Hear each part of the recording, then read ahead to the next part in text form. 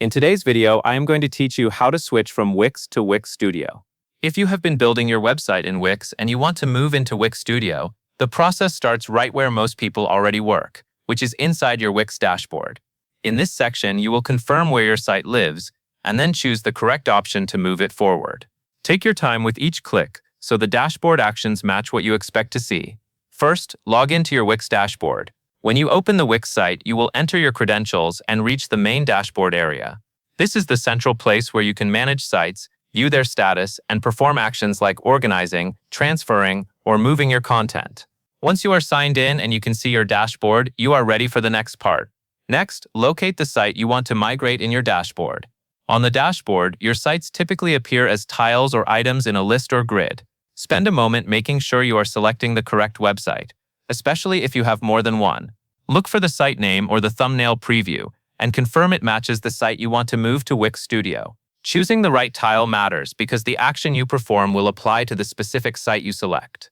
Now that you have found the correct site tile, you will click the three-dot icon, which is often labeled Actions. This icon usually appears next to the site tile or within the options menu for that site. Click the three dots so you can open the menu that contains the available site operations. At this point, the dashboard will show several choices, and you want to focus on the Move or Transfer option related to moving your site to a folder or transferring it to another account. Then select the option that says Move to Folder or Transfer your site to other account. The exact wording may vary slightly depending on your account setup, but it should clearly reference moving the site into a folder or transferring the site to another destination. This is the key action that begins the migration workflow. After you choose this, the dashboard will guide you through confirmation steps so you can verify that the move is intentional and correctly configured.